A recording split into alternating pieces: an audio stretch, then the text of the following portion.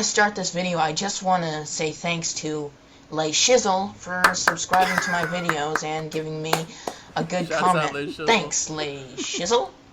Okay, this video is to the people who advertise porn on YouTube.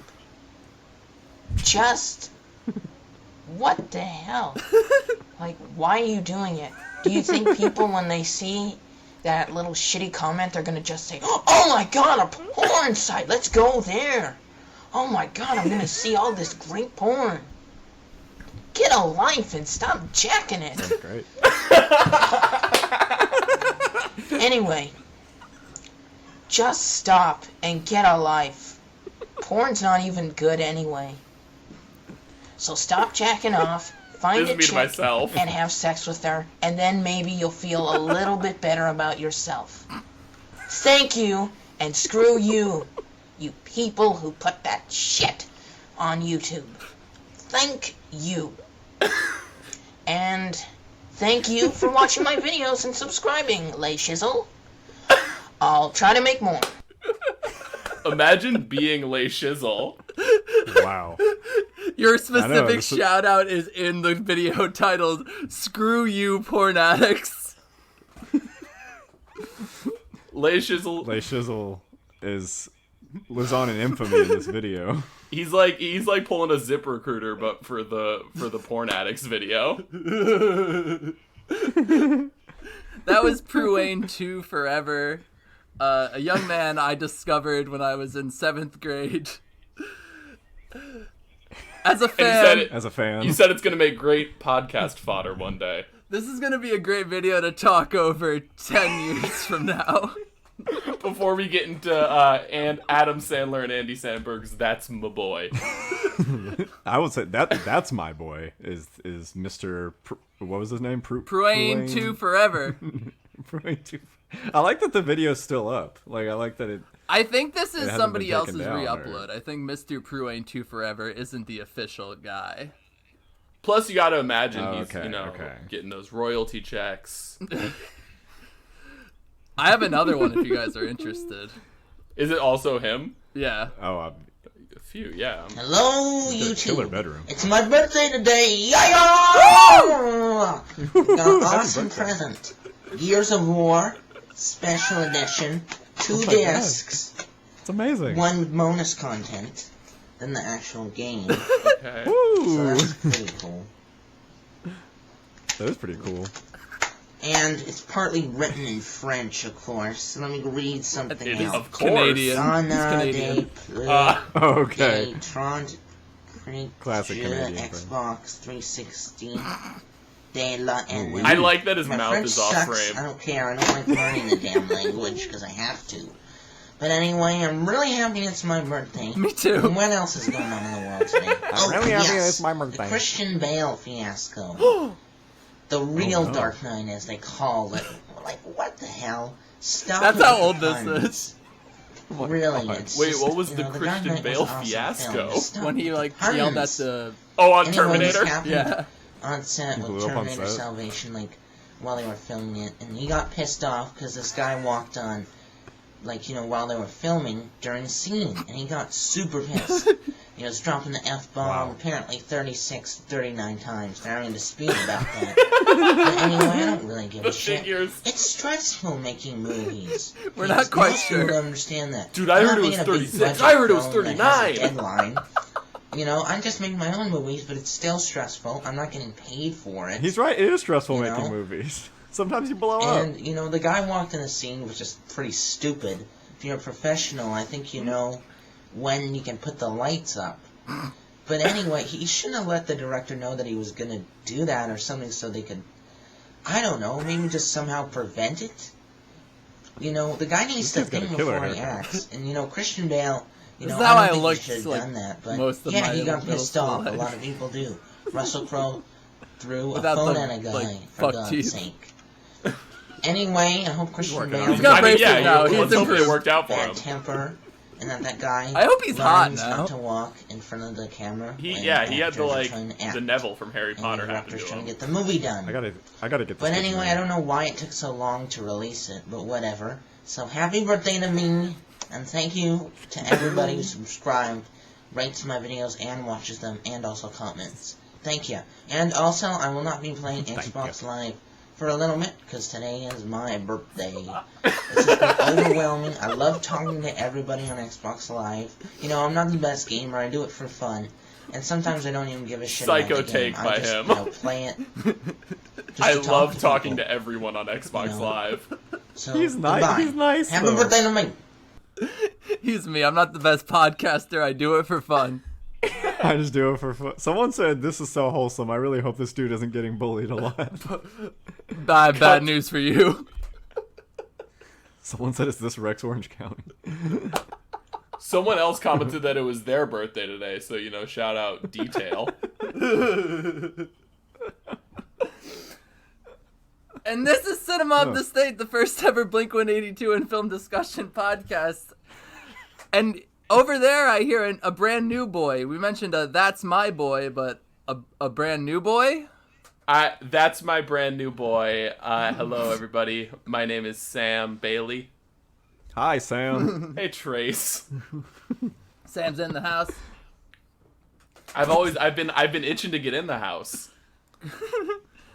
Because you are such a knowledged and experienced person when it comes to the topic of Blink-182, correct? Yeah, so I've heard 2 Blink-182 songs, one of which was required for this podcast. Is the other one about small things or missing you? Can I be honest? The other one, and I don't know what it's called, but it's the Where Are You and I'm So Sorry one. Okay, yeah. Which I didn't know was a Blink-182 song until my roommate told me like 3 weeks ago. Hey, you're doing that Blink-182 thing, right? Yeah, I was like, yeah, I'm prepped. Don't worry, That's My Boy knowledge is going to make up for all of that. Oh, okay. We're ready. Honestly, it's so weird to me. Every guest we have has no Blink-182 knowledge, to the point where it's honestly kind of weird to me, because like I feel like even as not a super huge Blink-182 fan, I know like a good chunk of their songs, but maybe I didn't realize how many people were just not in that world at all. You know that they're one of those bands they're so like everyone knows about them, and so like almost you don't need to listen to the songs. You're like, yeah, they're Blink-182. I guess that's true. Like Beatle. Yeah, like the Beatle. Yeah, that's true. If a Beatles song came on, I wouldn't know. I would turn it off and say, that's the Beatles. I don't fucking listen to them. And that almost answers the question we like to ask the first timers of, what's your history with Blink-182? None. Yes. Well, I wouldn't say none. Like I said, there's 2 songs. 3 weeks ago. We cut to 3 weeks ago. Yeah, it's looking a little shakier, but... Very extensive history. But yeah, so I guess, you know, I'm a diehard from here on out. Which brings us to that second song you've heard, The Only Thing That Matters. Yes. Did you like it? Yeah. Did you like it? I did like it. All right. I did like it. And I didn't, the first time I heard it, I didn't. And I think I've listened to it like 6 times today. Because I was like, gotta get prepped. Damn, more work than me. Well, it's a short little song. It is. It is brief. And it grew on me. Like a tumor. It grew on me exactly Fungus. like a tumor. I agree. I mean- think I like this song almost right away. The lyrics are kind of stupid. They're not really trying to be anything like impressive though. Like this isn't one of those songs.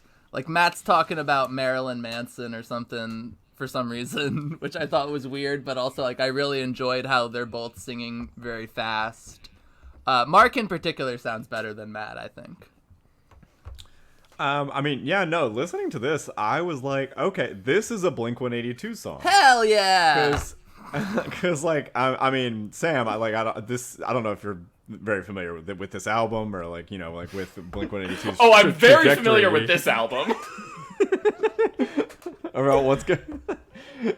Yeah, I Miss You and this album. Yeah, Well, yeah, the person yeah. who you referenced before, the "Where Are You" and "I'm So Sorry" guy, he's not on this album. He's gone. Shit. So I'm back to square one. Pretty much, Matt Skiba replaced him because he, no joke, went to go hunt aliens. Did he succeed? Wait. Do we know? He did like get some declassified documentation of UFO activity released by the U.S. government. That's a pretty big success in the alien hunt mission, especially as a member of Blink-182. And he's also making his directorial debut. Do tell. Big things With are coming the for movie- Tom DeLonge. What's the movie called? I don't remember. Monsters of California. Oh, okay. There's got to be a whole episode Oh, just deep diving into it once. we're it gonna drops. go to a Yes. movie theater and like sneak a microphone. We're doing the commentary for Monsters of California. Shut the fuck up! It's the microphone's like under your mask, just sticking out. Oh, well, I'm hopeful that's gonna be over by the time the movie comes out. He hasn't even It's started. not coming out next week, you mean?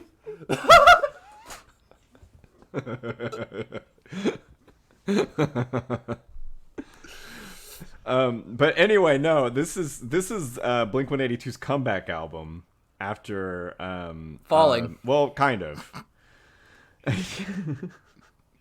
Their comeback album after Tom left the band with a new member, and so They had a lot to this prove. Is them.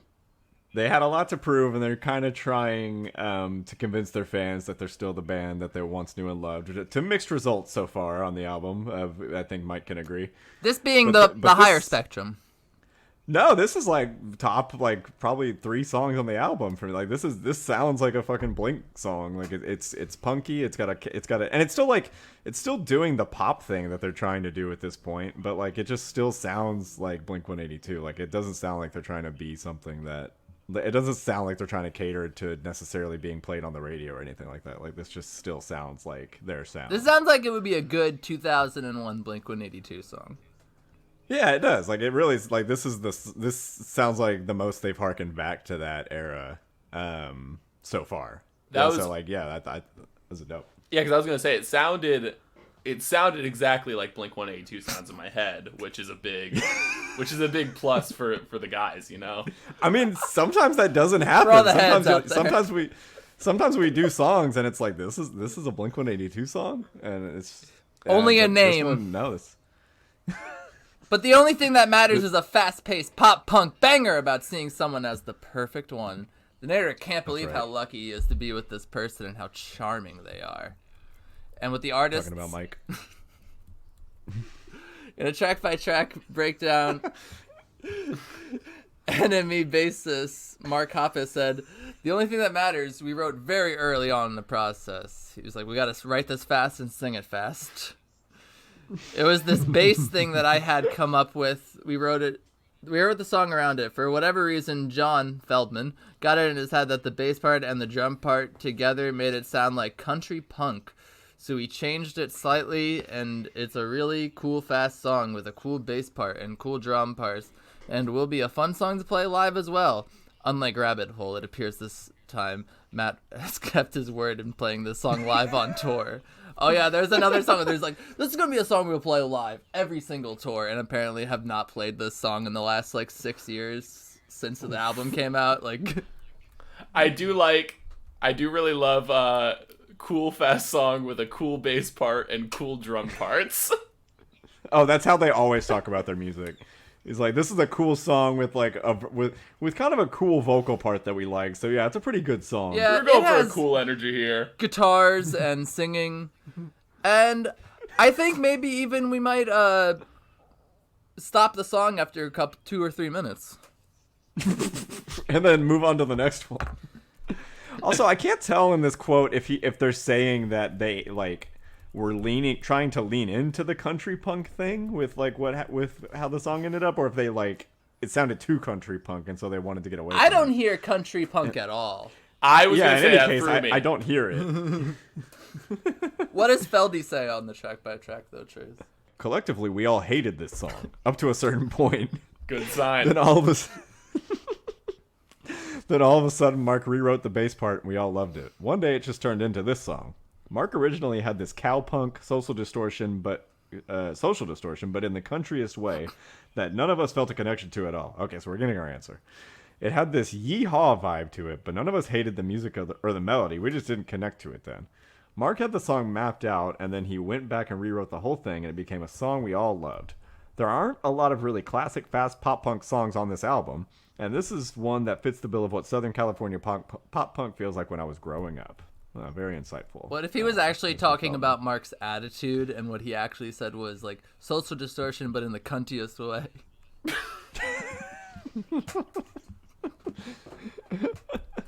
I think you're misquoting him. No, he said that.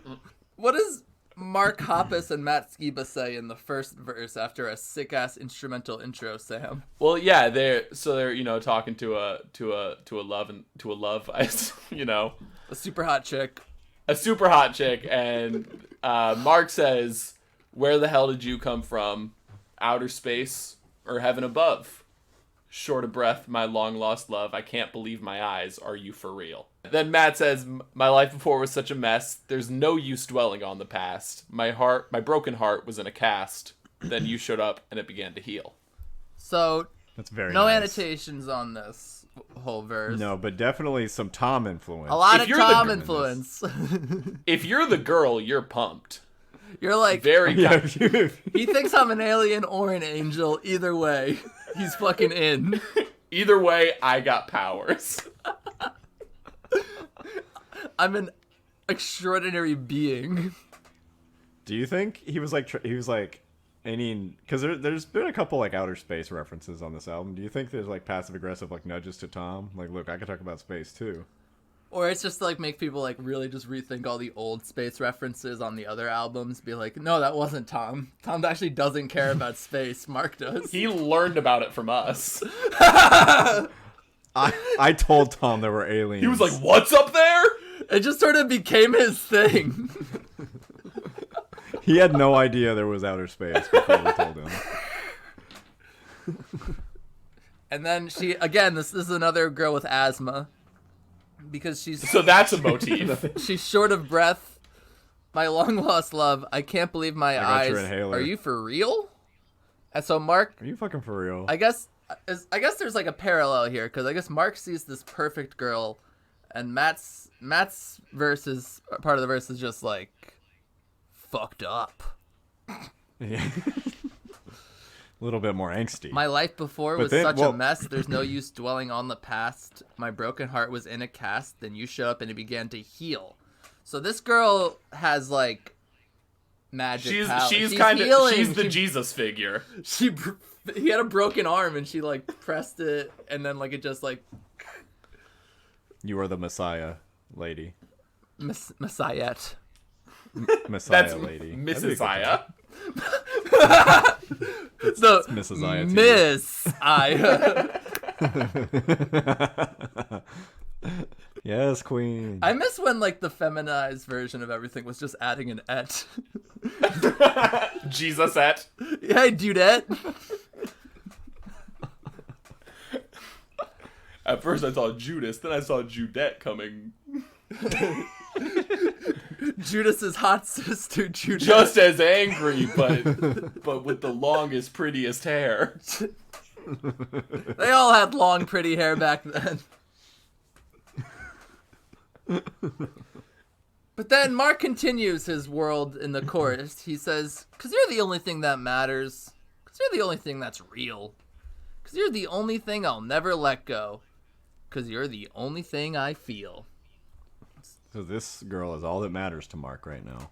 And he's definitely touched her. He's got physical confirmation that she is there. He can't be sure that anything else is real. I always wonder what the inspiration for a song like this is, because isn't Mark like, isn't he married for like a long time at this point? Hey, you never stop loving her. But this You is, like, should about fall meeting in a love new girl. every morning, Trace. And never go to sleep angry. It's 51st dates. She doesn't remember. listen to our episode on First Date and the movie 50 First Dates, Cinema of the From State. 1 year ago. Was one of the episodes I listened to prepare for this. Nice. Yeah. Where I was like, hey, COVID, man, it'll be over soon. Hey, That's usually my example because it's like the easiest when I like tell people like, yeah, we do 50 first date and first date. I'm like, that's an easy. Get it? Duh. Because you're the only thing I'll never let go. Because you're the only thing I feel. Mark saying, listen, if my girl and my music career are both hanging off the cliff, catch me on my music career's funeral. Because you're the only thing I'll never let go, baby. I mean, that's, hey. it's touching. I love. Bro, I hate when girls die. This is a pro-love, anti-girl death podcast. As it's been. Since its very inception. I don't know, I feel like I showed up and it became pretty anti-girl death. Yo, bro, you know when chicks die? Fuck yeah, bro. Dap me up. Sam, thank you for bringing the energy we need to this podcast. Listen, it's 2021. Girls can't die anymore. They said I'm done with that shit. Biden's in office, you know, there are some changes. These vaccines are making us live forever. And the men die quicker.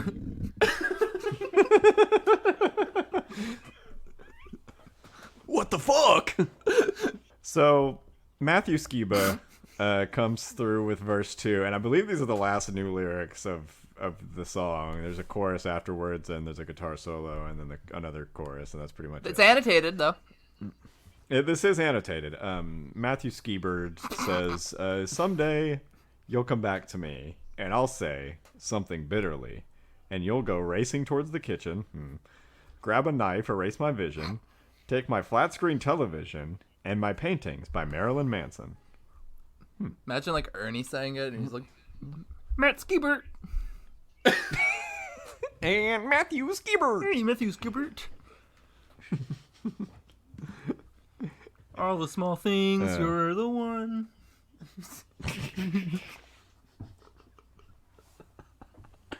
I miss you, I miss you. I miss you when you're gone. God, you're so good at voices. I can't do them. So, thank you. Someday you'll come back to me, and I'll say, is annotated. The lyrics pay homage to the California ska band Real Big Fish, real with two E's, interesting, and their song All I Want Is More. Someday What's a pun? maybe she'll come back to me, and I'll say, why don't you go fuck yourself? Damn, Real Big Fish. Real Big Fish doesn't fuck around. Okay. No, Real Big Fish is it's a much more negative song. And Matt says something bitterly, and she'll go racing towards the kitchen. So he just wants to establish she's the aggressor here. She's the one grabbing a weapon. Grab a knife, erase my vision. I was trying to talk. I just wanted to talk. She blinded me with a fucking knife.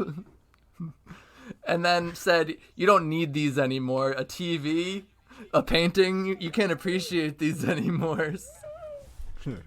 Oh, this is based off a true story, apparently. Matt actually did get robbed by an ex-girlfriend, and 2 of his paintings by Marilyn Manson got stolen. He was able to get them back, though. Matt references this occurrence in his Alkaline Trio song, Pocket Knife. Wow. Suspicious the TV doesn't seem to be real. Yeah, it did not mention at the TV at all. If you're the girl, you're like, that's character assassination. I'm a Manson enthusiast, but not a thief. The TV did not get returned. Had to buy a new TV. Erase my vision. Like, he can't see? He's done? Yeah, Matt. like he got stabbed in the eye. I mean, Oh, if no. she stabbed him in the eyes, then he doesn't need the TV or the paintings anyway. They have audio description. Okay. Yeah, but how's he gonna put it on? You have to have somebody set the whole thing up for you. That's the thing. That's true, and his girlfriend just stole all his possessions, so she's not coming back anytime soon. Who does he have? Most definitely the remote too. Oh yeah, that remote's gone. That'd be funny if she left the remote, because it's like kind of like a flat screen TV. You're kind of fucked without the remote. Oh yeah, But a remote without a flat screen TV. Just find a flat screen. You can just have fun with someone. A lot of these TVs don't have buttons these days. I'm gonna take like my remote and find somebody in the neighborhood who just has like a same TV and just like stand outside their window and like fuck with the settings. Oh, I mean, like, whenever you're in a crowded place, do you ever like try to airdrop people some pictures? No, have you done this? I've done it like before when it like just to airdrop them something funny. It's never like malicious. It's always like a picture of Kermit in a cowboy hat or something. I'd hope it's not malicious. There's like a kid who had an app that could like turn off the TV in the school in like science class or whatever. He would like turn off the TV that the substitute teacher put on. So I just had this app and would just fuck with the teacher. Me personally, I was more of a dog whistle kid. I remember one time, I might have told this story on the podcast before, but it was like a test day, and then we were done taking the test, and so we were just watching movies all day because it was like one of those days where you didn't. Oh, the kid that wanted to watch Knocked Up. Yeah, it was this kid. I'll reiterate it because now that we've said it. Yeah, some kid brought Knocked Up on DVD, and like the teacher didn't know what it was, and so she put it in, and it got about like 10 to 15 minutes in, and then she turned it off, and so we couldn't watch it. The kid was like, "Come on, we're all adults here." Yeah, he was like, "Come on, we're all in high school. We're all Apatow fans." That's the issue. You don't know Judd? Listen, he just hit a new stride with the 40-year-old version, and this was his follow-up. Next up, funny people, baby. One day you're gonna see This Is 40 and be very confused. The continuity here will make no sense, and you're going Wait until you to see be so upset. The Wait until you Knocked see an Up entire generation of comedies that are inspired by this man, and you don't understand their reference points. You're gonna say, "That's my boy." That's my boy. That is my boy. Not good.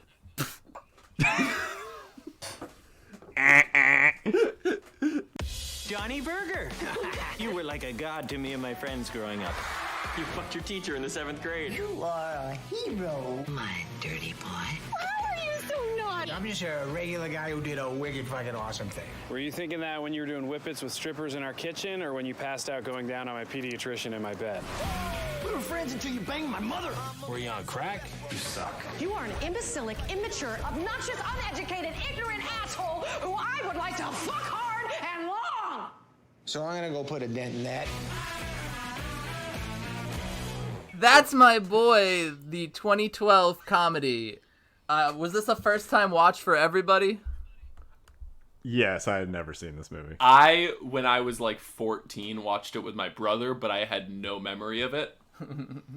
Well, certain things, how would you forget? I feel like you see this movie the one time and you don't forget incest.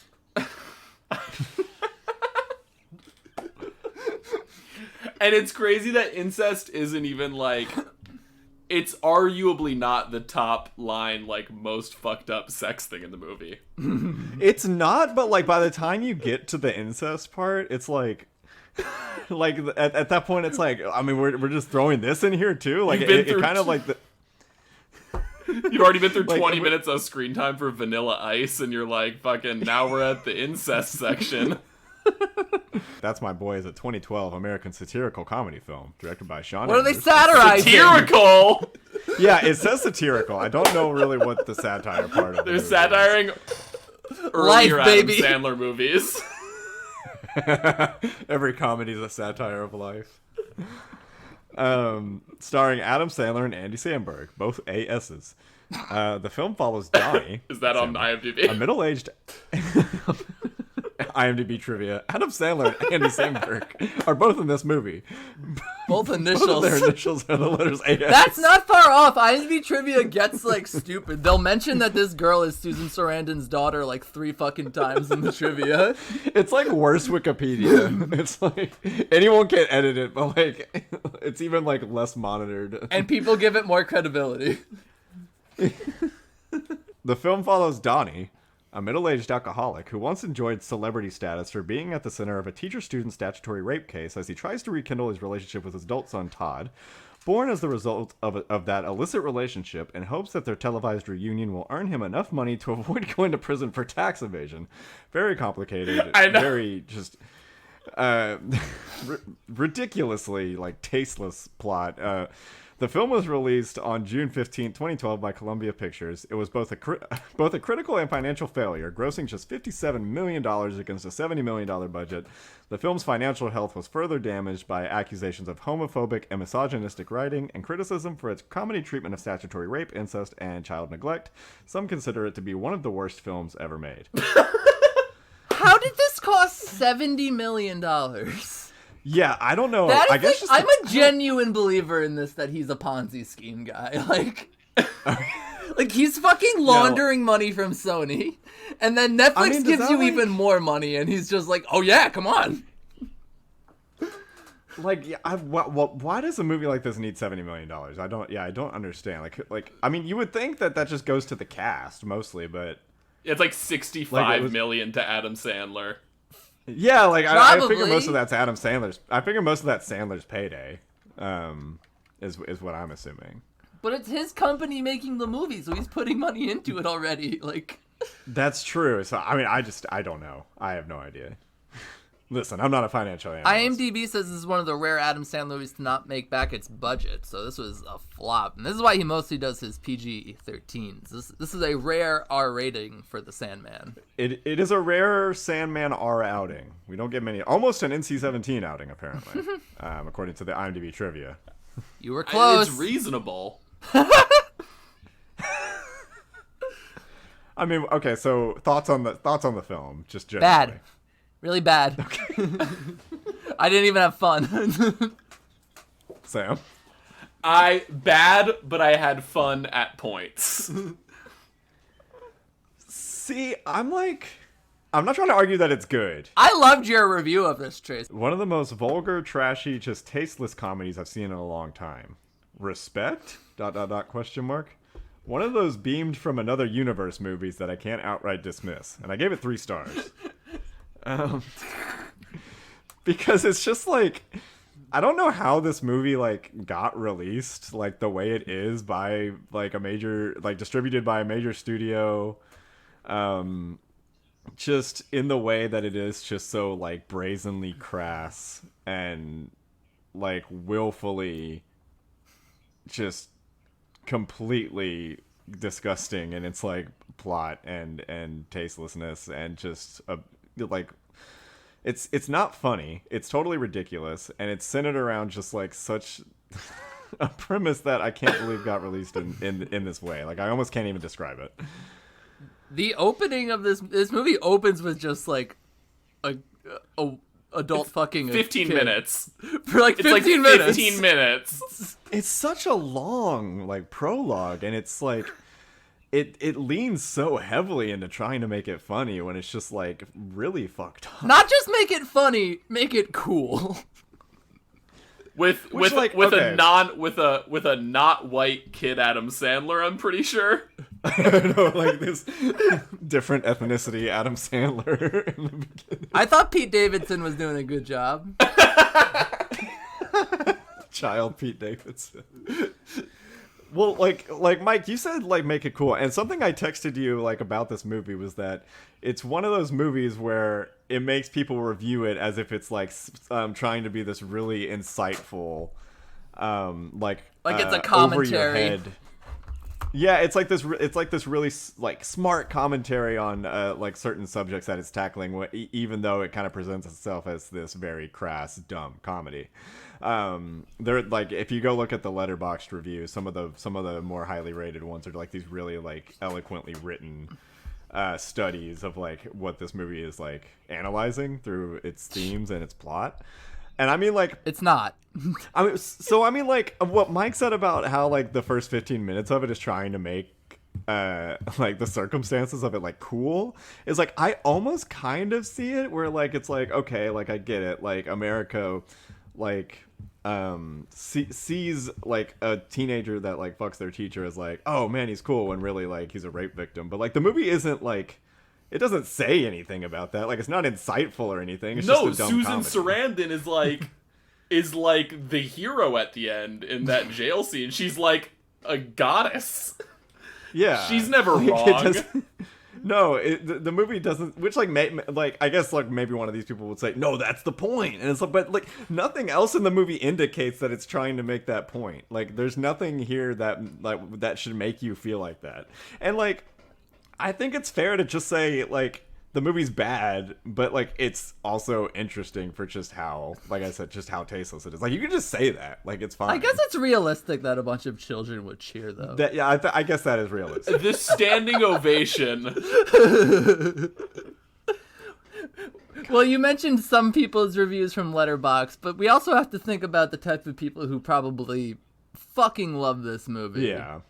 But, like, the normal people who don't go to Letterboxd, go to places like imdb.com. People like AJ Man 1998, who gave this 7 stars and wrote, not bad at all. Okay, look, I'm one of Sandler's biggest fans, no jokes. I spent over a year learning a Bobby Boucher impression just for the amusement of myself. You guys are too hard on him. How can a guy not make a few flops? This film wasn't even bad, other than a few overuse of crude jokes. It was good. If you edited about 10 or 15 minutes of the crude and sexual jokes out of this, it would have been Sandler gold. The character he played was really original, not one of those Family Guy characters he just keeps on playing over and over. It was like his mid-90s characters, like Happy Gilmore and Billy Madison, the ones that made us love him. Of course, it wasn't as good as a character. Overall, a pretty fair film that could have been great with a few edits. I really don't know how you can say you walked out of the theater. Same with Jack and Jill. It was bad, but it didn't deserve the horrible reviews. The guy made about 20 massive hits. How's he not gonna make 1 or 2 flops? 20? Anyway, Sandler makes the edits and re-put it in theaters, and I think it'll do way better. The Sandler cut, release it. Sandler, go back and make the Listen, edits. Re-release it. I got some notes for you. Make a few cuts, and I think we'll lock picture. If HBO Max isn't giving me the Sandler cut of That's My Boy, Listen, with the stars, 45-minute extended opening sequence. Well, no, this guy said they needed to cut down on some of the vulgarity, so this one actually needs to be a shorter cut. That's true. They need to brush up on the satire. And this movie is way too fucking long. It's very long. It's almost 2 for this hours, movie. which, if you're a comedy movie, and a bad one at that, like, to be that long. Yeah, and like the first 20 to 25 minutes of this is pretty insufferable. I mean, once Samberg shows up, it gets once Samberg shows up, it gets a little better, just because Andy Samberg is a fun presence. It's great to watch him be him. Yeah, like he's just doing his Samberg thing, which is like always funny. He's just a great comedy guy. You don't like Borat's wife? Wait, what? Borat's wife is in the strip club. Is she? Yeah. From the first Is one? that? Wait. Oh, you were right. You're absolutely right. I forgot. I Not Isla didn't even Fisher. think about that. I know. I just googled Borat's wife and I love it. Smiling back at me.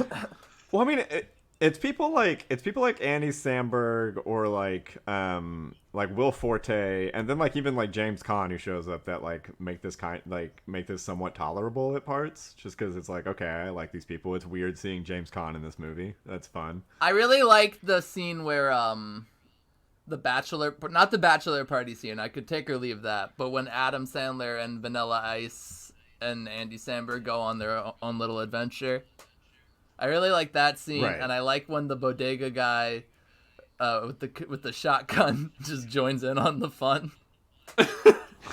And they don't acknowledge it. He's just in the next scene. Yeah, like he's just like fucking- part of their crew now, and then he's also at the So wedding. that's funny. Like stuff like that That's makes funny. me laugh. The movie got Tell me, like- one genuine big laugh out of me, which was the grandma booing Andy Samberg after he does his what was up. Yeah, that's funny. Oh yeah, I like that too.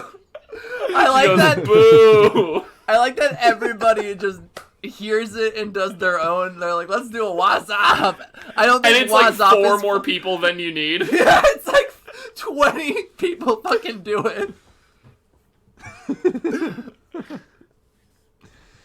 See, like the movie has fun like individual gags, but then the actual shit that has to carry it along is just like terrible. It's just awful. Not doing a good job carrying. Breaking its back. So I mean, the ultimate thing here is that Adam Sandler owes money to the IRS, and so he has to track down his long lost son, who is estranged and has changed his name from Han Solo to Because Star Wars.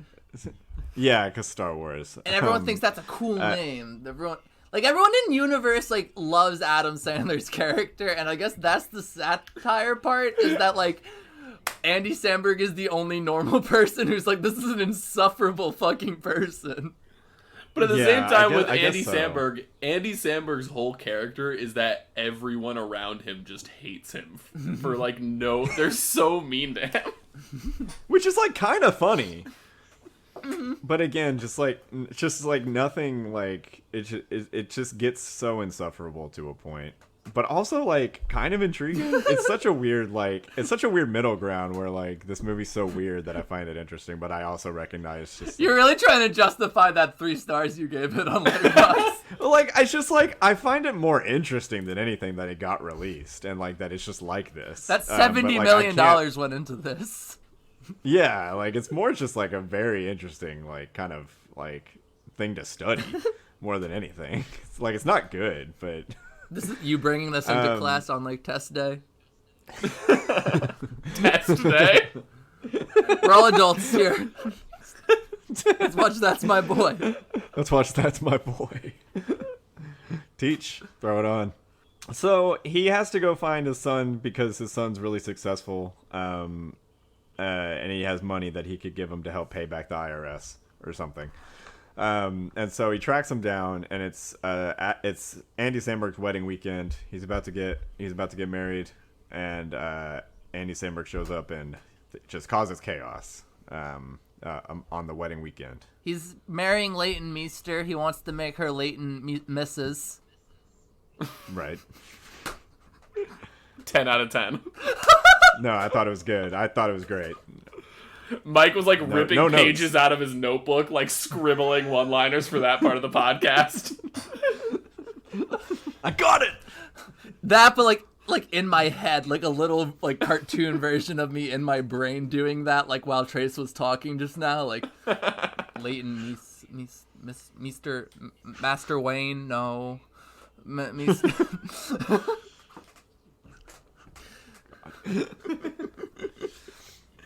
And then over the course of the runtime, you know, Shenanigans. Adam Sandler. Well, shenanigans, and also, you know, Adam Sandler and Andy Samberg, they start to rekindle their relationship as father and son. Which, like, he's so goddamn endearing. He's so good. He's always good. Like, even in this awful movie, Sandler is fucking endearing, and like when he's saying, like, I love you, son. He's like... Those are the parts that kind of got me, and I was pissed that it kind of got me. He's really good at selling, like, emotional shit like that. He's like, you don't have to tell me you love me, too. Like, I was like, oh my god. It was like... Yeah, it's like, damn, like, that's actually kind of touching. Well, also, as if the plot's not complicated enough, he also has a standing TV interview with a late night show host at the prison that's just kind of hanging there. Yeah, sometimes that's important to the plot when it is. Sometimes it's like, we gotta get out of here, but it just kind of comes back into it. And then it's just not important anymore. That's that whole Susan Sarandon cameo, which, like, if you read the IMDb trivia, they will let you know that the woman playing the teacher in the beginning, her daughter. Three fucking times on this will be like, Eva Murray Martino plays younger version of her real life mom. Susan Sarandon also played this person, the older version of her in this movie. Susan Sarandon also played her mom in this movie. It's like, oh my god, we freaking get it. The film was poorly received by critics and disliked by many Adam Sandler fans, which I think is like, I just think is an interesting Not our note guy. to put in. not our one. Not man for who us. Thought this was another hit. Which, by the way, the guy that wrote that review, I liked that he basically just liked that Adam Sandler was just doing the funny voice again. Is basically what he said. That guy's review where he's like, so what if it's not a good movie? Doesn't mean it should have gotten bad reviews. Like, what? So what if it sucks? Doesn't mean, like, you guys should say it. You guys don't have to be mean about it. It's true, but he shouldn't say it. It's my This movie favorite was actor. universal- Come on, guys. He may have been so mad because this movie was just universally panned everywhere the year it came out. Let's see. Director Sean Anders won Hall of Shame at the 2013 Alliance of Women Film Journalists. The film came in second place for Worst Film at the 2013 Houston Film Critics Society Awards. It won Worst Film at the 2013 Oklahoma Film Critics Circle Awards. It won Razzies for Worst Actor, Worst Screenplay, and was nominated for Worst Picture, Worst Supporting Actor, Worst Screen Couple, and Worst Screen Ensemble. So just a terribly fucking panned movie all around that year. Who else is on the Hall of Shame? I don't know. I'm looking into this now. Like, I don't know who would inhabit the entire Hall of Shame there. it's just like Woody Allen, like 40 years in a row, and then this guy. They pick one a year. It's like Person of the Year. Well, the most recent winners, it was a tie between Christopher Nolan for insisting that Tenet be screened exclusively in theaters during a pandemic. And the other winner was Dallas Sonnier and Adam Donaghy at Cinestate for sexual harassment, abuse, and cover-up. So that Christopher Nolan was put on the same pedestal. And those two were on the same pedestal as the director of this movie. Yeah. Yeah. How do I join this Lines of Women Film Journalists? I got some I think you just gotta ideas. submit an application. The Hall of Shame rules. I can't stop looking. So I at mean, the final leg of the plot is that Adam Sandler finds out Andy Samberg's fiance is having an affair with her own brother. Gross.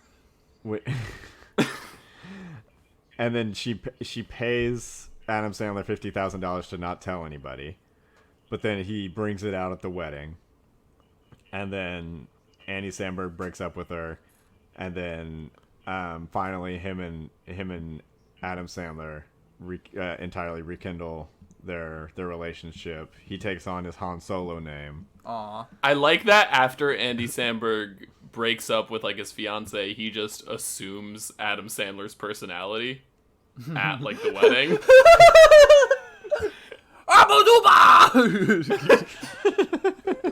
Like it's been something he's been withholding his whole life. Yeah, he goes like, "I'm Han Solo," and then he says some shit. Oh yeah, he's like he does a Star Wars reference when he does it. It's like, Oh yeah, he Get says it. like the Kessel Run and Parsec. this is like shit. my I father don't know. before me or something. Yeah, and then I didn't even like realize like Andy Samberg just fully like drops his like stuck up persona that he has in the movie, and then just fully becomes Adam Sandler. Which, interesting, top of the IMDb trivia says when Andy Samberg got married, he invited Adam Sandler to the wedding. Sandler showed up as his character in this movie, outfit and all.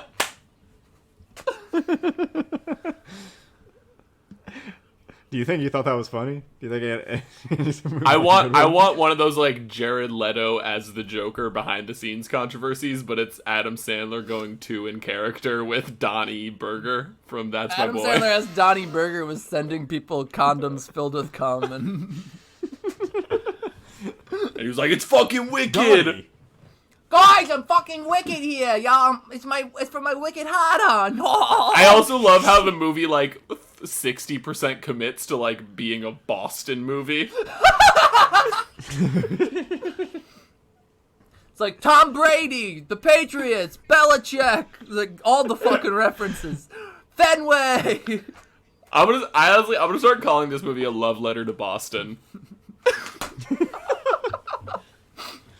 My favorite love letter to Boston. That's my boy. That's my boy. That's my A Boston. tribute to the state of Massachusetts. And then the final like plot note that like gets brought up like I completely forgot when they brought it back. Yeah. It literally just brought up so that they have like a final resolution to the money situation. Is that In the beginning, he goes to his accountant. He places a bet on this fat guy in the race. yeah, the fat guy wins the race and he gets his money to pay the IRS. Is it, and that's it. It's the happy version of the Uncut Gems ending.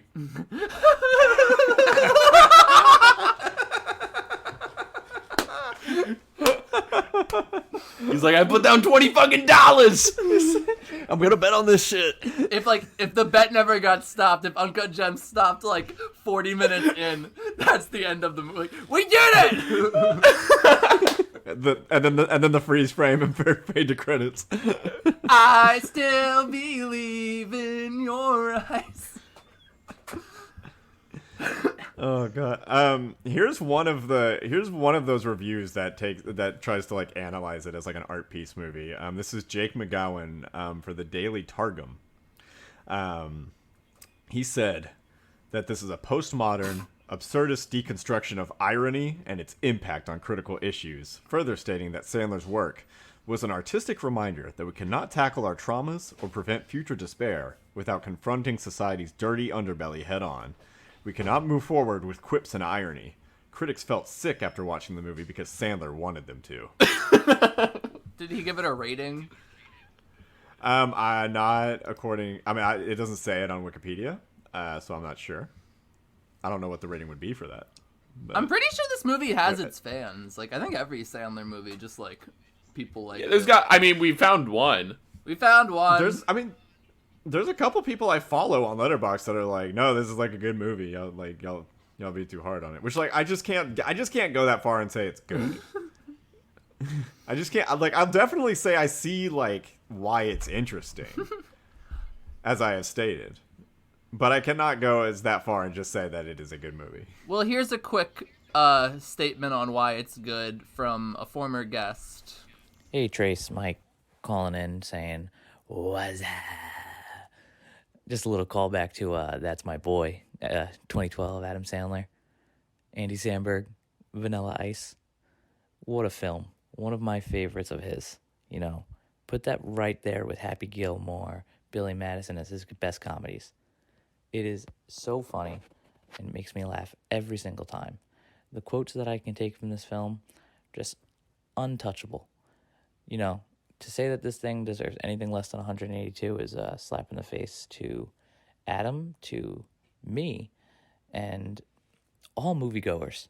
So take that as you will, and maybe rethink your biases against it, and just understand that this is a good film, a funny film, and one of my favorites. Thanks, guys. Have a good night. Thank you, Pat. It was lovely hearing your voice. But what I would say about this movie is that out of 182, it's a 25. Trace is gonna give it a 180. I'm feeling a good 181. You madman. I don't know. I'll give it like a 50, I guess. I don't know. I don't know what to rate this. I feel like I'll go like a 45. It's hard to do like a random, like, I don't know, 57. I don't know how people do that, specifically the one person. Yeah, we won't mention by name. We're starting to get people in certain circles, like on the podcast. I don't want making fun of people anymore. I know. I don't want to make fun of specific people on film Twitter. We gotta reserve those for the commentary track episodes that no one listens to. That way, no one deep listens into to. the movie that we're watching, we'll just go yo, you know who's not funny?